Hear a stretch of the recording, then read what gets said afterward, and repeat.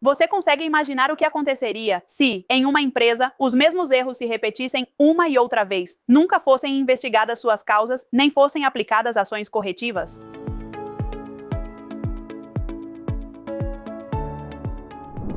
Dou as boas-vindas a você a uma nova aula do curso de Segurança e Saúde no trabalho da EduTeam Academy. Hoje você vai compreender como aplicar a melhoria de acordo com o item 10 da ISO 45001-2.2018 e aprenderá a gerenciar incidentes, não conformidades e ações corretivas para transformar cada achado em uma oportunidade de aprendizado e crescimento dentro do sistema de gestão. A melhoria é o coração de qualquer sistema de gestão. A ISO 45001-2.2018, em seu capítulo 10, nos lembra que sempre haverá oportunidades para fazer as coisas melhor, evitar que os erros se repitam e fortalecer a segurança dos trabalhadores. Em termos simples, esse item nos diz: não basta cumprir, é preciso avançar. A organização deve aprender com os incidentes, corrigir as não conformidades e aproveitar cada experiência como um impulso para a melhoria contínua. Item 10.1 Generalidades. A norma estabelece que toda organização deve identificar oportunidades de melhoria e implementar as ações necessárias para alcançar os resultados previstos em seu sistema de gestão. Em poucas palavras, trata-se de um chamado para não se conformar com o que já está funcionando, mas sim se perguntar constantemente: o que podemos fazer melhor? Item 10.2 Incidentes, não conformidades e ações corretivas. Esta seção nos leva à prática. Quando ocorre um incidente ou é detectada uma não conformidade, a organização deve reagir imediatamente, controlar a situação, investigar as causas e aplicar ações corretivas para que não volte a acontecer.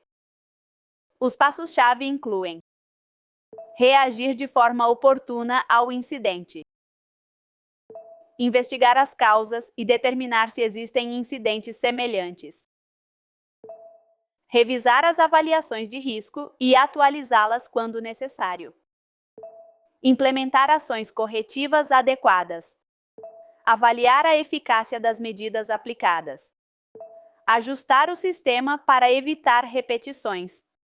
Em resumo, cada erro deve se transformar em uma lição aprendida e em uma mudança positiva para o sistema.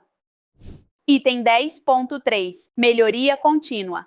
Além de incidentes pontuais, a norma exige um compromisso constante com a melhoria. Isso implica elevar o desempenho em SST, fomentar uma cultura de prevenção, envolver os trabalhadores em propostas de melhoria, comunicar os resultados de forma clara e transparente e documentar todas as melhorias como evidência.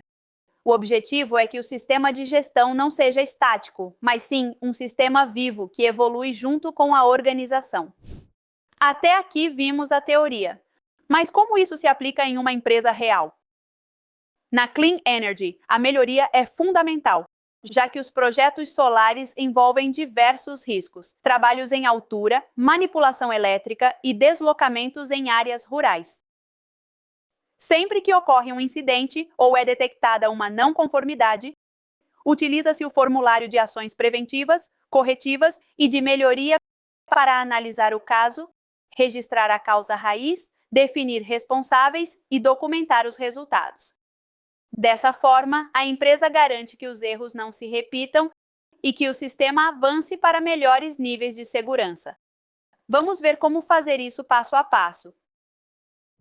Passo 1. Identificar processo ou área. O primeiro passo é identificar de onde surge o achado. Saber o processo ou a área ajuda a dar contexto ao relatório e a entender qual parte do sistema precisa de atenção. Não é a mesma coisa um problema na operação em campo do que um problema na área administrativa. Cada caso é tratado de forma diferente e com responsáveis distintos. No caso da Clean Energy, o relatório veio da área operacional durante a instalação de painéis solares em altura.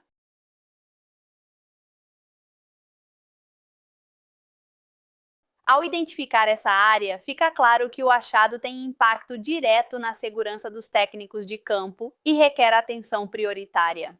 Passo 2. Nome de quem reporta. O próximo ponto é registrar a pessoa que detectou e reportou o achado. Isso gera rastreabilidade e permite que, se necessário, as informações sejam esclarecidas diretamente com quem observou a situação. Além disso, reconhecer o trabalhador que reporta fortalece a cultura de segurança. Na Clean Energy, o achado foi reportado por Carlos Mendes, técnico de campo. Ele identificou que um colega não estava utilizando corretamente o cinto de segurança e informou imediatamente ao coordenador.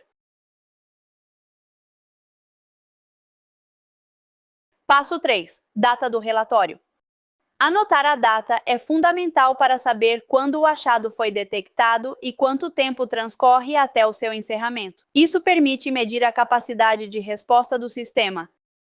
Na Clean Energy, a data do relatório foi 12 de setembro de 2025,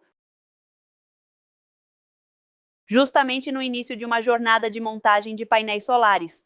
Registrar essa data ajuda a calcular quanto tempo foi necessário para implementar as ações corretivas.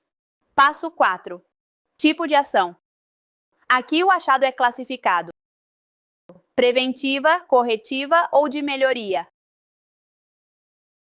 Preventiva. Busca evitar que um problema potencial ocorra. Corretiva. Refere-se ou responde a um erro ou descumprimento detectado. De melhoria. Busca otimizar um processo existente. Na Clean Energy, tratou-se de uma ação corretiva, porque já havia sido detectado um descumprimento. Um técnico estava utilizando incorretamente o cinto de segurança durante a atividade. Passo 5. Fonte do achado.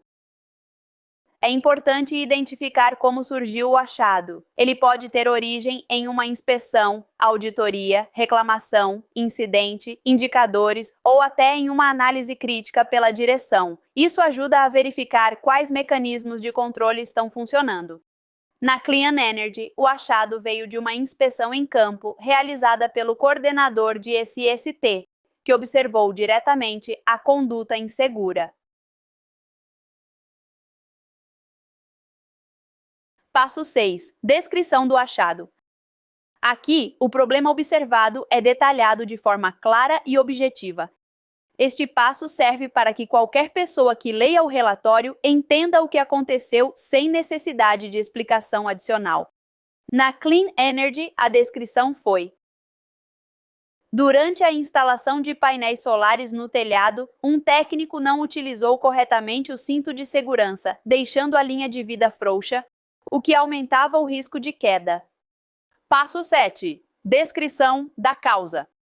Identificar a causa raiz é fundamental. Se apenas o problema for descrito e a razão não for analisada, existe o risco de que ele se repita. Este passo exige analisar por que ocorreu e quais fatores o facilitaram. Na Clean Energy, a investigação mostrou que a causa principal foi a falta de reforço prático nas capacitações. Embora o técnico tivesse recebido integração, ele não possuía treinamento suficiente para ajustar corretamente o cinto sob pressão de tempo na obra. Passo 8. Correção. A correção é a medida imediata para controlar o achado e evitar que o risco continue presente. Ela não resolve a causa raiz, mas contém o problema no momento. Na Clean Energy, a correção foi interromper imediatamente o trabalho do técnico, fornecer feedback e ajustar corretamente o cinto de segurança antes de continuar. Isso evitou que a atividade prosseguisse em condições inseguras. Passo 9. Análise de risco. Este passo consiste em avaliar o quão grave é o achado em termos de risco. São avaliados o nível de probabilidade e a severidade das consequências. Essa ação ajuda a priorizar as ações. Na Clean Energy, a análise determinou que o risco era alto, pois o uso inadequado do cinto em altura poderia provocar um acidente grave ou fatal. Por isso, foi dada prioridade máxima ao achado. Passo 10. Plano de ação. Aqui são definidas ações específicas para eliminar a causa raiz. Elas devem ser registradas com clareza: o que será feito, quem será o responsável e até quando deve ser concluído. Na Clean Energy, foi definido o seguinte plano. Ação 1. Realizar um treinamento prático de reforço sobre o uso de cintos de segurança para todos os técnicos de campo. Como responsável, foi designado o coordenador de SST, com data limite de 30 de setembro de 2025. Como segunda ação, atualizar o procedimento escrito de trabalho em altura, incorporando instruções mais detalhadas sobre inspeção, ajuste e manutenção dos cintos de segurança. Como responsável, ficou o gerente de operações. E como data de implementação ou data limite, ficou estabelecido o dia 10 de outubro de 2025. Para a terceira ação, implementar um programa de inspeções mensais de EPM em campo, com listas de verificação assinadas pelos supervisores. Como responsável, foi designado o supervisor de campo. E a data limite de implementação ficou definida para 15 de outubro de 2025. A primeira inspeção programada. Passo 11. Acompanhamento das ações. Não basta planejar, é necessário verificar se as ações estão sendo cumpridas. Neste passo são registradas as datas de acompanhamento, os avanços e, se não forem cumpridas, é definido um novo prazo. Na Clean Energy, o acompanhamento mostrou: para a ação 1, que é o treinamento prático ou reforço no uso de cintos de segurança, a verificação ocorreu em 28 de setembro de 2025, confirmando que foi realizada com 100% de participação dos técnicos de campo. Por isso, foi marcada com um X em sim, indicando que a ação foi cumprida. Neste caso, como a ação foi concluída, não é registrada uma próxima data de acompanhamento, pois ela já foi encerrada. Para a segunda ação, que é a atualização do procedimento de trabalho em altura, foi registrada uma data de acompanhamento em 5 de outubro de 2025. Esse procedimento estava na fase final de revisão, por isso a validação foi reprogramada para 10 de outubro de 2025. Sendo marcada com um X em não, pois a ação ainda não havia sido encerrada. Para a terceira ação, que corresponde às inspeções mensais de EPM, a primeira inspeção estava programada para 15 de outubro de 2025.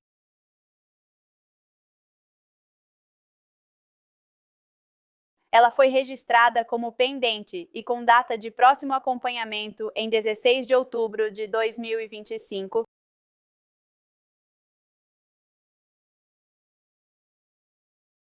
Isso como exemplo do caso da Clean Energy.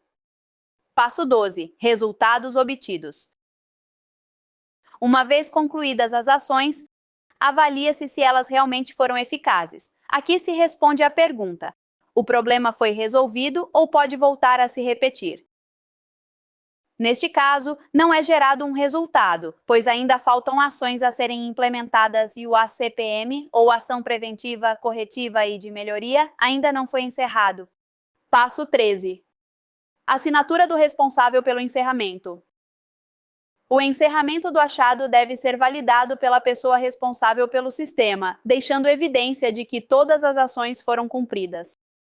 No caso da Clean Energy, a coordenadora de SST, Juliana Sanches,